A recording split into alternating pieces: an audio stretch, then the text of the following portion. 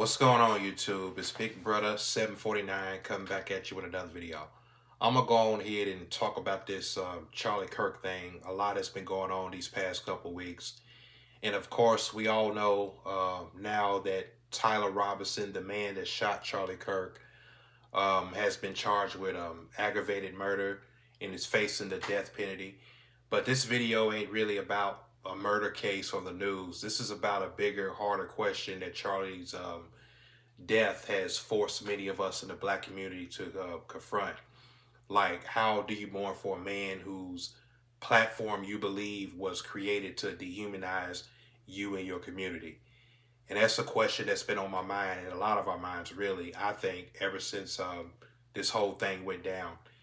And I've seen the whole thing that's been going on with the House of Representatives to where they passed a resolution to honor Charlie Kirk's life. And that wasn't easy because you had all these Republicans who voted yes, of course.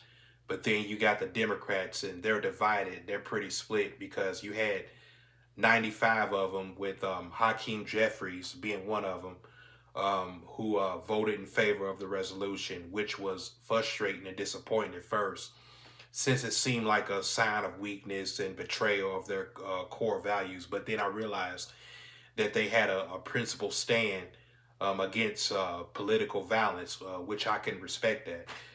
And then 58 Democrats voted against it, with only two of those Democrats being white, which Jasmine Crockett is upset about.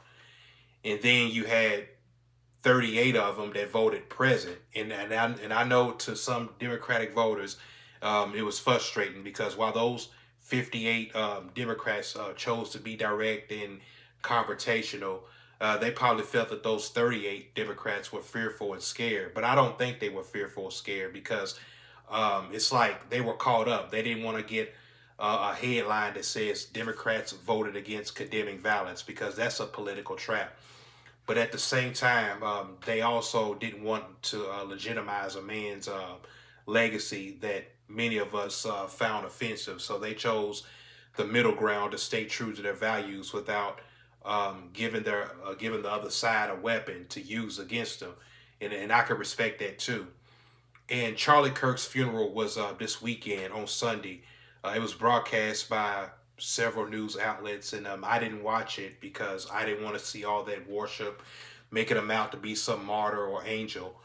But I have been watching a lot of news on Charlie Kirk, and I've also been watching a lot of commentaries on Charlie Kirk from a lot of black content creators. And it feels like Charlie Kirk's death hit us in a really strange place because, as I just stated, when you got a public figure who has built a platform on rhetoric that in your mind dehumanizes your community, what do you do when somebody like that dies, when a man like that dies? And I've seen this painful question being played out all over the black community, and it puts us in an uncomfortable spot because now, had this been some white supremacist murderer who was killed, then it'll be a lot easier for us to not feel any sympathy at all. But Charlie Kirk wasn't that. He was a man whose weapon was his words and his platform.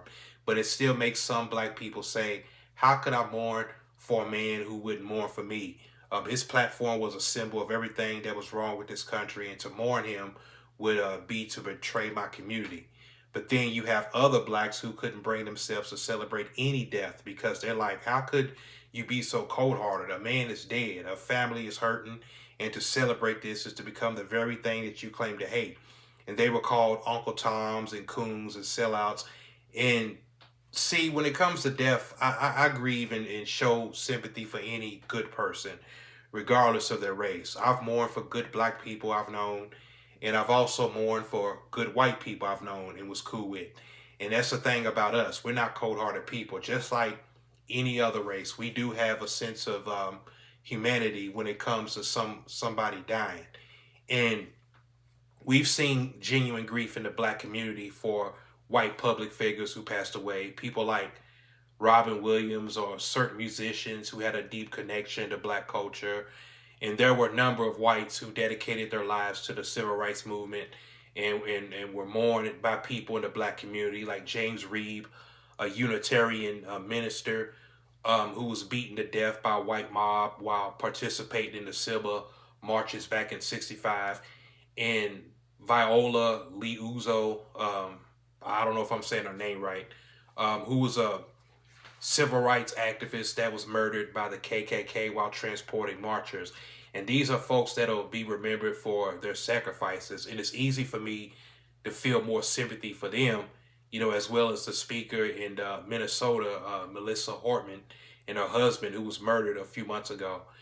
But see, it's different for Charlie Kirk because you can't ignore his history. This is a guy who built his career on a specific political belief system. And some of his rhetoric was pretty hostile, to where he talked about how in the black community there's prowling blacks going around committing crimes, targeting white people, saying that it's happening more and more, basically exaggerating, making black people sound like dangerous animals. And he criticized the Civil Rights Act, and he promoted the Great Replacement Theory, which was a racist and white supremacist conspiracy theory. And when you hear stuff like that, it's more than just a difference in political opinion. It felt like a direct attack on my identity and my community. And when somebody like that is assassinated and you see this massive outpour of grief, it puts black people in a difficult position because, on one hand, you don't want to celebrate death, which I never understood about this anyway, because what did this accomplish? It won't stop his ideas. It won't stop all the anger and the hate in politics, and it'll probably make it stronger. And like I said, celebrating someone's death is wrong anyway because it's a moral line that most people wouldn't cross. Because you can't just watch that video and not feel disturbed, watching him get killed like that. I mean, I was bothered and sad about, the way he died. He was shot in front of his kids and his wife, as well as the public crowd. And now, they all are going to have to live through that, being traumatized by that. And it's fucked up. It's sad. But at the same time, we can't pretend that this man was an ally. He did use his platform to promote ideas that were harmful to black people. And there's still so much footage of him saying hateful things. And those videos are still out there with him spewing racist hate that'll continue to live on even after he's gone. And like I said, this ain't just a political argument. It's personal. And that brings me to the video I saw that young brother from Texas State University. You probably seen the video, to where he was at a memorial event for Charlie Kirk. He's standing outside being surrounded amongst his schoolmates, and he was mocking the assassination, acting it out, slapping his neck, pretending to collapse. And then he stands in front of a statue and does it again. Then he gets down and spit on the ground and say, "Fuck that nigga," talking about Charlie Kirk. And I was shocked when I saw that. A lot of people called him out for it and wanted him to get expelled. And Greg Abbott called for it, and he did get expelled, I think, because I read somewhere that the president from that university said that he was no longer a student. And this wasn't an isolated incident. People have been getting fired from their jobs for their comments, and Jimmy Kimmel was canceled. He's back on now, but that young brother, to a lot of people, especially on the right, it was a symbol of all that was wrong with the left. They felt he was being disrespectful, hateful. It was just a young man without an ounce of human decency. And the pain that this young brother was expressing, and I'm not condoning the video because I don't think he should have did that, but I do get it. I understand why he did it, because I didn't see it as him being heartless or lacking humanity or sympathy, because it wasn't like this young brother was mocking a non-racist good guy, but what he did was express frustration, and not to sound cliche, but he was expressing frustration and anger about a life being dehumanized by everything Charlie Kirk represented. It was that raw, unfiltered response to years of feeling like his pain didn't matter. It was a straight up refusal to perform that kind of polite, respectful grief that the world expected of him. A grief that he felt was reserved for people like Charlie Kirk, because it was like, if they don't care when we die, why should we care when Charlie Kirk dies? And I mean, I know some people may say, Charlie Kirk, wasn't some big political figure. He was an activist, a commentator. He wasn't a lawmaker or a president or nothing like that.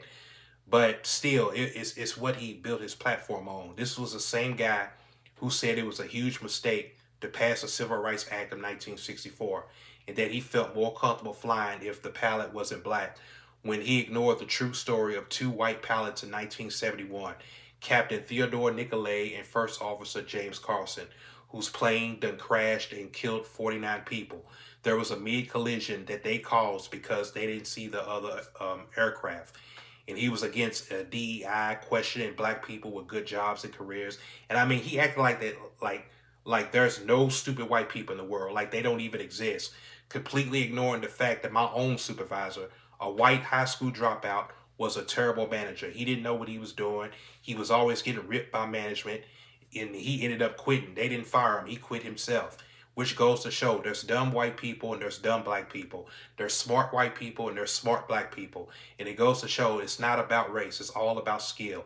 And I mean, Charlie even targeted prominent black women in politics to where he criticized Joy Reid and Michelle Obama and Sheila Jackson Lee and them, saying that they didn't have the brain processing power to be taken seriously, and that they had to go steal a white person's slot, accusing them of being affirmative action picks.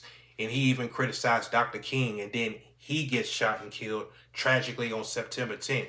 And like I said, it puts black people in a difficult spot, because in this political polarized country, even grief has become a political act, because we're so conditioned to see everything through a political lens that we can't just be sad. So it's like, we have to make a statement. We have to prove that we're on the right side, and this is truly a huge loss for the country, really, that we got political violence going on instead of working through our differences.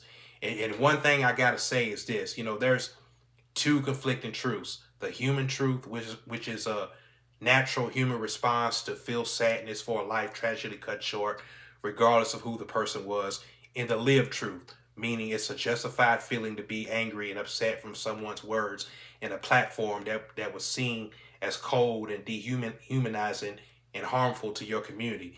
And as black people, we're justified to hold on to both of these feelings at the same time without having to choose one over the other. And we can forgive, but we can't forget. And instead of being angry or just being angry, we should use all that anger that he caused to create positive social change. This means taking action such as promoting new policies, speaking out against hateful speech, and encouraging people with different viewpoints to talk to each other. And by doing so, that difficult experience can lead to lasting positive change. And that's just my 2 cents on it. But that's all I want to say, folks. This is Big Brother 749 signing out. I'm out. Peace.